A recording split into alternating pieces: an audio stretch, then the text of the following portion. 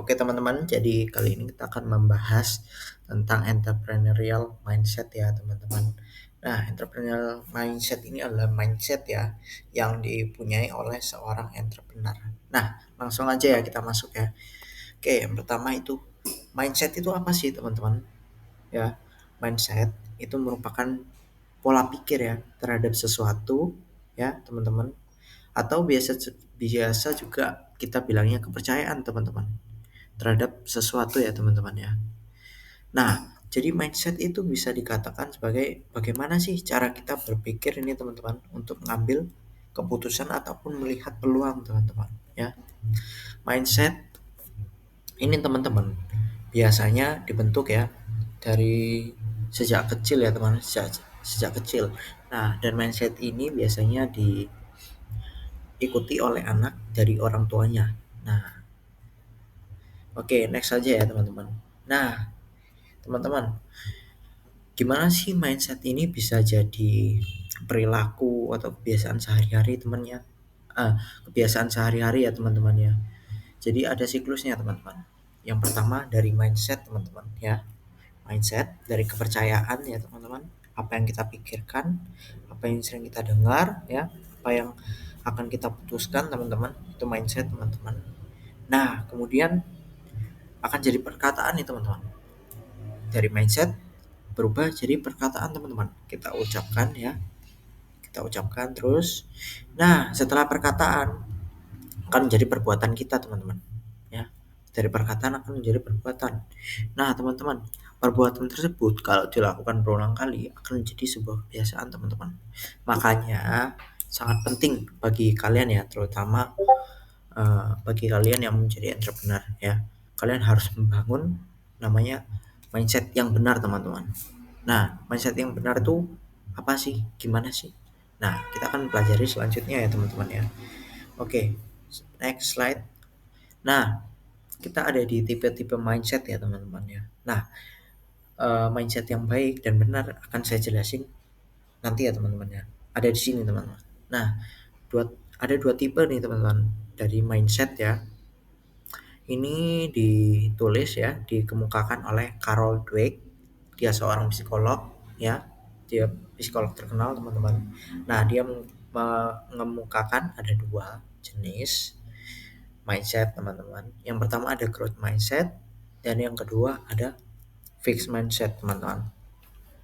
Nah, kita bahas yang fixed mindset dulu ya supaya lebih dimengerti ya teman-teman ya. Oke, fixed mindset teman-teman. Apa fixed mindset itu teman-teman? Nah, fixed mindset ini pola pikir, bagaimana kita berpikir atau kepercayaan kita ya. Tapi ini mengarah ke negatifnya teman-teman. Nah, pola pikir ini selalu menghindari perkembangan teman-teman. Nah, jadi orang-orang ini bahaya sekali ya teman-teman ketika dari kecil ya dididik orang tuanya untuk mempunyai fixed mindset. Ya, kita semua punya fixed mindset, tapi ada batasannya teman-teman. Ada di aspek-aspek tertentu saja ya teman-teman. Ya. Nah, teman-teman, orang yang punya fixed mindset ini teman-teman ya cenderung teman-teman. Yang pertama, ciri-cirinya ada yang menyalahkan nasib teman-teman. Ya, mungkin dari kecil dilahirin dari keluarga yang biasa-biasa aja atau keluarga miskin ya. Mereka menyalahkan nasib karena miskin, nggak punya apa-apa teman-teman. Jadi harus ini. Mereka lebih mengeluh teman-teman, menyalahkan nasib teman-teman, tidak mau berjuang. Nah, itu ciri-cirinya teman-teman. Ada juga teman-teman orang yang menolak berkembang dan belajar teman-teman. Nah, menolak berkembang dan belajar ini teman-teman biasanya ya ketika kita sedang belajar sesuatu ya teman-teman ya, mencoba hal sesuatu ya teman-teman, kita nih bingung teman-teman ya, mau maju nggak atau diam di sini aja. Nah, kalau fixed mindset tuh biasanya teman-teman kita ada sesuatu yang kita permasalahkan, kita itu justru tidak mau memecahkan solusinya teman-teman, justru malah diam aja, justru malah nggak mau belajar teman-teman, takut takut apa teman-teman, takut gagal. Nah, dari situ dinamakan menghindari tantangan teman-teman ya. Jadi fixed mindset ini orangnya suka menghindari tantangan teman-teman, tidak mau mencoba tantangan tersebut untuk memecahkan solusinya teman-teman ya. Oke, nah kemudian juga ada orang teman-teman fixed mindset ini ciri-cirinya tidak mau dikritik teman-teman. Nah justru eh, kritikan ini yang membangun teman-teman, betul kan? Justru membangun. Nah ada cerita ya teman-teman, koki di sebuah restoran teman-teman ya, 5 stars di Amerika, tanya nih sama customernya langsung, gimana sih rasanya gitu kan. Karena si koki ini menanyakan, si customer ini jawab dengan jujur supaya apa? Supaya kokinya bisa belajar ya teman-teman, bisa belajar lebih baik lagi, lebih banyak lagi dan memperbaiki kesalahan teman-teman. Nah setelah dikatakan bahwa terlalu pedas ya teman-teman, agak pedas dan bumbunya kurang, koki ini langsung marah teman-teman, marah dan melemparkan bumbu cabai teman-teman ke muka si customer. Nah itu yang tidak mau dikritik teman-teman, justru padahal si kokinya ini nanya sendiri loh ke si customernya. Nah itu nggak boleh ya teman-teman, kita harus menerima kritik supaya customer customer yang eh, pergi ke kita ya, pergi ke kita anggaplah gitu ya, mau datang kembali dengan adanya peningkatan peningkatan produk gitu teman-teman ya. Nah setelah ciri-cirinya kita tahu ya teman-teman, ada nih dampaknya. Apa aja dampaknya? Yang pertama ketinggalan. Ketinggalan ya. Ketinggalan ini dalam banyak hal teman-teman. Ya, ketinggalan zaman, ketinggalan ilmu gitu kan. Nah, tapi yang biasanya paling banyak nih dia eh, ketinggalan ilmu ya teman-teman. Jadi ketika kita sudah memakai uang fiat, anggaplah kita memakai uang fiat, dia masih barter teman-teman, karena nggak mau meninggalkan itu ya. Nah, karena dia tetap keras kepala nih teman-teman, keras kepala, tidak mau menerima perubahan, tidak mau berkembang, belajar. Nah, akibatnya ya dia begitu-begitu saja. Nah, dari ketinggalan ini teman-teman, akhirnya dia apa? Dia tetap tinggal di zona nyamannya, gitu teman-teman. Nah, di zona nyaman ya teman-teman, kalau mau keluar ini sangat susah teman-teman ya. Makanya teman-teman harus, kalau misalnya teman-teman nyadar ada nih dari perkataan teman-teman, eh, dari pikiran teman-teman ya, yang mengatakan nggak bisa nih, saya nggak bisa nih, saya goblok nih. Nah itu teman-teman, bahaya itu teman-teman. Saya nggak mau nih belajar, itu bahaya teman-teman ya. Oke, next ada namanya growth mindset. Nah teman-teman, mindset yang baik itu adalah growth mindset teman-teman. Nah growth mindset ini apa? Dari namanya aja growth, bertumbuh berkembang, berarti pola pikir yang mau berkembang dan maju ya teman-teman, kebalikannya dari fixed mindset tadi teman-teman. Nah, ciri-cirinya apa teman-teman? Ciri-cirinya yang pertama ya, sebagai orang yang pasti mau belajar dari kesalahan. Setiap entrepreneur teman-teman ya harus harus punya growth mindset teman-teman. Kalau enggak gimana? Kalau enggak ya hancur, lebur, ketinggalan ya. Karena mereka stay di situ-situ saja. Akhirnya si kompetitornya ini dia update, ketinggalan jauh, bangkrut ini. Nah ini banyak nih teman-teman, dari yang pekerja mau jadi pengusaha gitu ya teman-teman, biar keren gitu ya, tapi mereka nggak ngerti nih teman-teman, harus harus belajar dari kesalahan. Mereka nggak mau belajar dari kesalahan ya, mereka asal buka, asal ini, nanti bingung, dia nggak mau tanya ke siapa, diam saja gitu kan, nggak mau proaktif.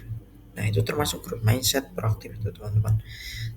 Nah kemudian ada berusaha. Nah termasuk berusaha, berusaha juga teman-teman, berusaha untuk meningkatkan ya, meningkatkan omset perusahaan, meningkatkan kecepatan produksi di berbagai sisi, marketing juga ya. Itu teman-teman growth mindset, mau belajar ya teman-teman ya. Oke, terus kemudian ada menerima kritikan ya teman-teman, kritikan yang membangun teman-teman, kita dengarkan ya, yang menurut kita bagus, yang membangun kita terima teman-teman ya. Kalau yang nggak baik gimana ya kita terima aja, tapi kita pastikan kelola dahulu ya teman-teman. Kan nggak mungkin kan teman-teman, ketika ayah ibu kalian bilang masuk ke jurang, kalian ikut masuk ke jurang, enggak kan? Kalian pikir dulu, bagus gak nih buat prospek kedepannya ya. Kalau ayah ibu kita bilang jangan main game, ayo makan yuk, itu kan. Nah itu teman-teman baru bisa mikir tuh ya, oh ya kalau aku nggak main game nih, aku bisa belajar banyak hal, berarti positif, itu bisa diterima ya teman-teman. Nah kemudian juga ada menerima tantangan. Nah si growth mindset ini biasanya sebelum menerima tantangan baru ya, mereka tuh percaya diri teman-teman, percaya diri bahwa mereka bisa, mereka mau. Nah itu teman-teman, mereka rajin, mereka pintar, mereka biasanya apa, melakukan afirmasi ya terlebih dahulu ya. Nah kemudian saat menerima tantangan, mereka eh, mencoba nih mencari kesalahan mereka apa aja, kemudian diperbaiki. Nah dampaknya apa teman-teman? Berkembang dari segala aspek teman-teman ya, dari aspek minimal ada aspek networking yang bertambah ya, banyak sekali teman-teman. Growth mindset ini ya, networking yang bertambah. Selain itu teman-teman, biasanya kalau orang growth mindset ini ya, pasti teman, kehidupannya meningkat, entah dari keluarganya, uangnya ya, itu teman, hidupnya ya, bahagia atau enggak gitu. Nah next teman-teman, itu dari growth mindset.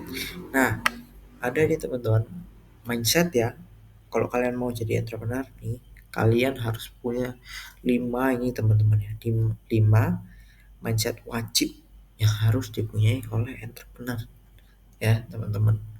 Kenapa wajib? Kalau nggak ada ini teman-teman, teman-teman bakal ketinggalan zaman, nggak up to date lagi teman-teman, bakal ketinggalan kompetitor teman-teman, bakal apa, bakal bangkrut dengan cepat, nggak bisa bangun usahanya yang dari nol ya, nggak bisa teman-teman. Jadi teman-teman harus punya 5 mindset ini untuk jadi entrepreneur yang sukses nantinya teman-teman ya. Teman-teman bisa pelajari satu-satu, terapkan ya teman-teman ya.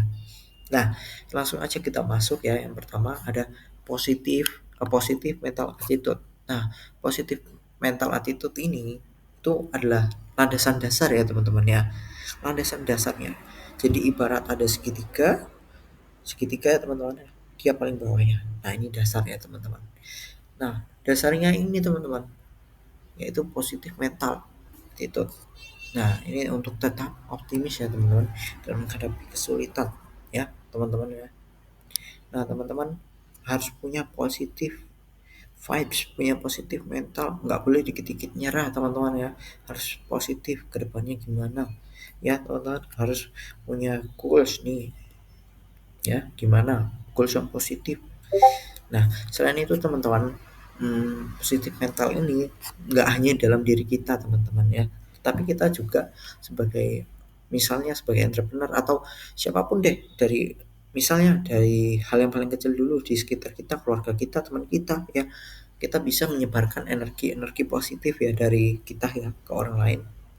Sehingga misalnya nih kalau teman-teman punya perusahaan ya, punya karyawan, nah teman-teman ini bisa nih berbagi vibes positifnya, sehingga apa teman-teman, kinerja kinerja orang lain atau karyawan kalian ini akan meningkat secara drastis karena vibe positif tadi itu ya. Sudah ada di penelitian ya, teman-teman bisa cari sendiri ya, kalau misalnya orang yang bekerja tanpa tekanan itu akan lebih produktif ya teman-teman, lebih cepat selesai juga. Jadi ini adalah dasar ya teman-teman, dasar, ingat ya, dasar ya, positif mental attitude ini harus teman-teman punya nih ya. Oke, next teman-teman ada a creative mindset. Nah entrepreneur mana yang nggak kreatif nih teman-teman, harus jadi entrepreneur yang kreatif nih teman-teman ya, mau untuk berinovasi dalam mencari solusi sebuah masalah ya. Semua masalah ada solusinya pasti ya, ada 1000 masalah ada 1001 jalan ya teman-teman, ingat itu ya. Nah Untuk kreatif nih teman-teman, ada contohnya nih seperti Steve Jobs ya, membuat dulu waktu zamannya HP ya teman-teman, tahun 2000-an tuh masih HP pakai tombol itu ya teman, ada tombol titit titit gitu ya. Nah, kemudian si iPhone ini udah mulai berinovasi membuat layar sentuh ya teman-teman, dan iPhone juga khususnya ya, makanya mereka memimpin memimpin ya memimpin industrinya mereka ya, ya memimpin.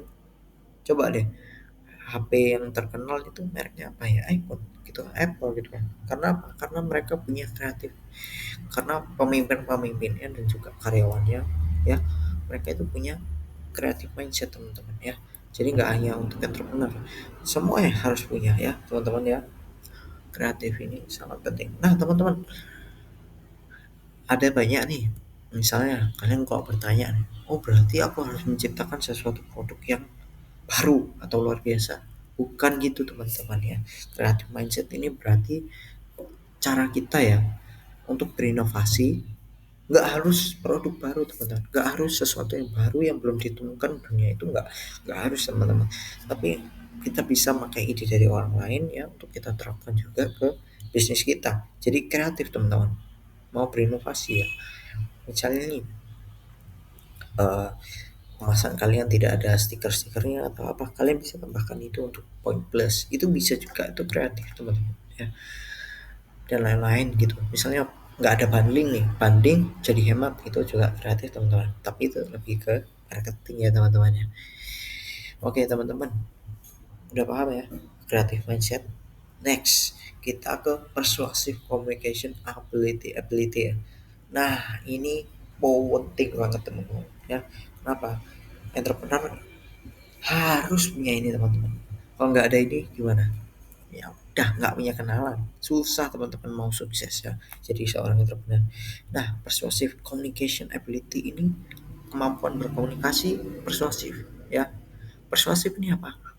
Persuasif ini mempengaruhi orang, tapi bukan pengaruhi dalam hal bukan ya, tapi mempengaruhi orang untuk bekerja sama, win-win ya, win-win solution, kita nyebutnya win-win solution. Nah ini untuk membangun networking ini sangat bagus nih teman-teman. Entah nanti networkingnya untuk negosiasi, untuk merekrut karyawan, untuk mencari kerjasama, merger, atau mencari investasi terbaik gitu.